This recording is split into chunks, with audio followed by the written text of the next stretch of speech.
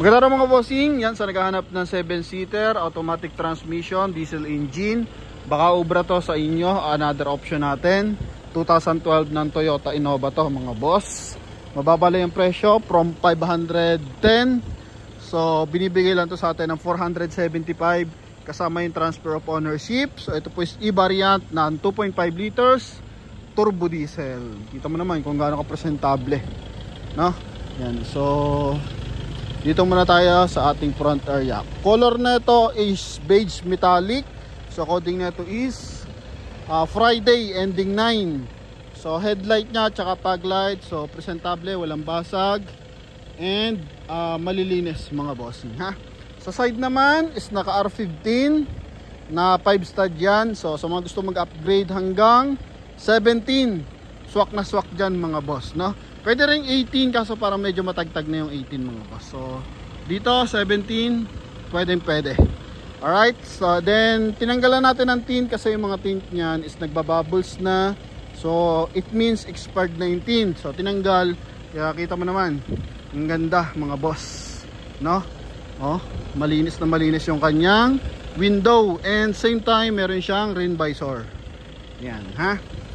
Hindi lang naka body color yung kanyang door handle tsaka side mirror cover kasi nga e-variant to. So yung naka body color sa G-variant yon.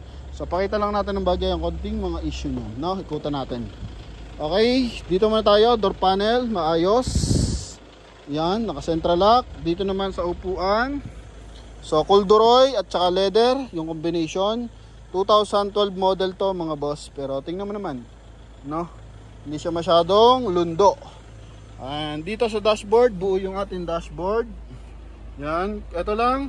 So ano lang naman to, yung plastic ng ating cover ng aircon, no? Yan, aircon switch lang mga boss. Okay, siguro napatakan to ng mainit kaya ganon, nagbubbles, nagtanggal, no? Pero pwede yung bakbakin ng buo para at least mas maging presentable mga bossing, no? Yan, so plastic lang naman siya.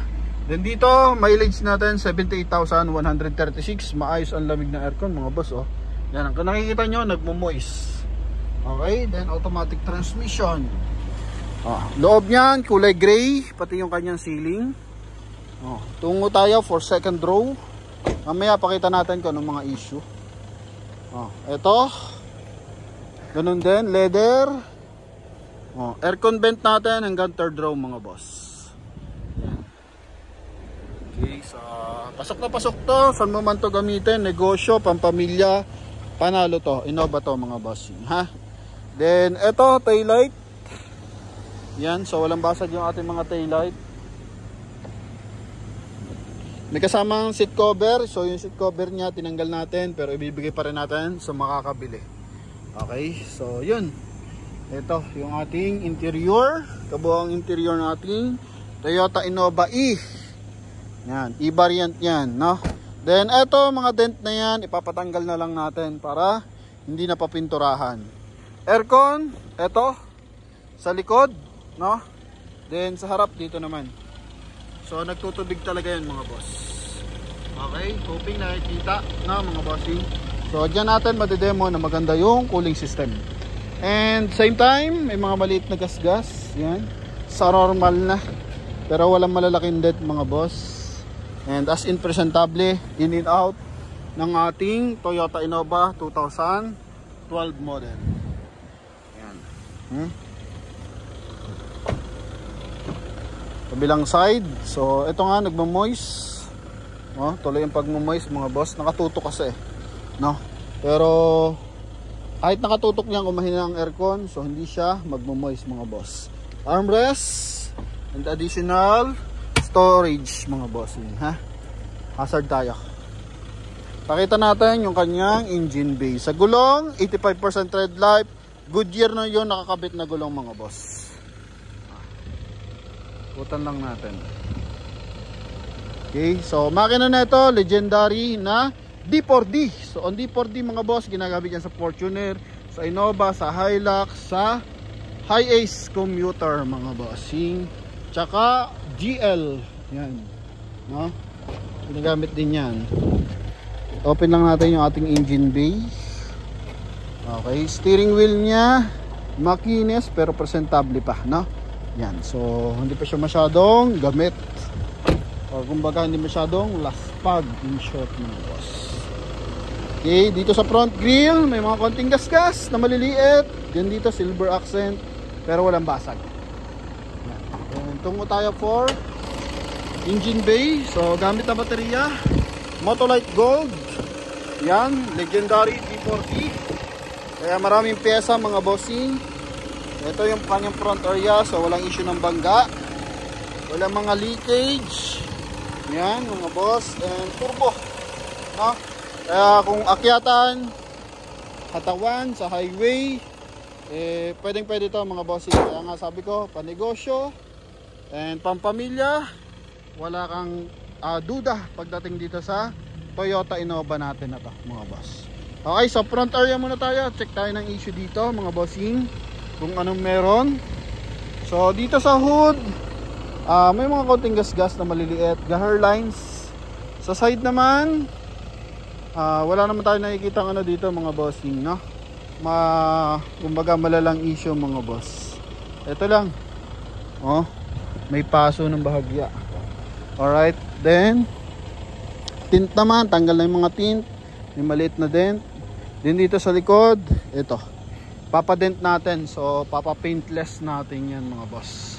Paintless repair yan, para matanggal mga bossing yun din. Then ito, mga gasgas ng bahagya.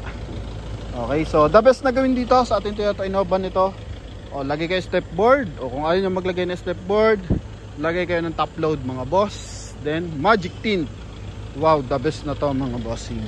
So walang worry, kahit 2012 model to, and mahalaga, maayos ang makina, transmission, papakita natin pala, walang kausok-usok ang ano nito mga bossing, dipstick. Open lang natin ulit. So yan mga boss.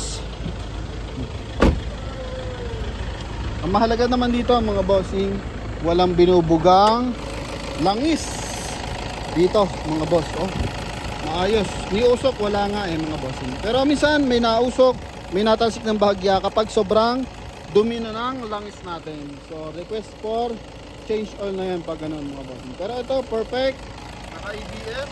So ABS mga bossing, tumutulong yan sa ating mga brakes para maiwasan mag-lock, lalo na pag may emergency braking yan. So kailangan yan mga boss, kasi pag wala nyan, talaga namang maglalak yan. Pati steering wheel mo maglalak yan mga boss, mga gulong maglalak yan mga boss pag inapakan mo ng sagaran. So yan, para maiwasan, naglagay sila ng ABS para yung fluid natin is kumbaga hindi bigla, ano, kumbaga meron siyang friction mga boss, no? Pag anong-ganon siya, parang pumupuslit-puslit na mga boss, para hindi naglalak steering wheel, hindi rin naglalak yung ating mga gulong mga boss, may iwasan mag-skid. So another safety features yun mga boss, no? Yan, so paliwanag lang natin. Moisture ng aircon mga boss. Aha, ganyan kaganda ang aircon ng ating Toyota Innova na to, 2012 model. Yan, so sa mga interesado mga bossing, tawag lang sa ating contact number na nasa screen. Connected yan ng Viber and WhatsApp. Sa mga patuloy nangangarap magkakotse, abang lang kayo dito sa Promote PH mga boss, no? Malapit na tayong mag 100,000, so 94,000 na tayo sa ating YouTube, and 485 na tayo sa ating Facebook page. So malapit na tayo mag 500,000 mga boss. Yan, so pa-share na lang mga bossing sa mga nangangarap ng unit mga boss. Eto, baka pwede to sa inyo mga boss. So thank you very much and God bless. Bye bye. Sa mga ilupalop ng mundo, ingat kayo, and hoping makakuha kayo ng dream car dito sa Promote PH. Thank you.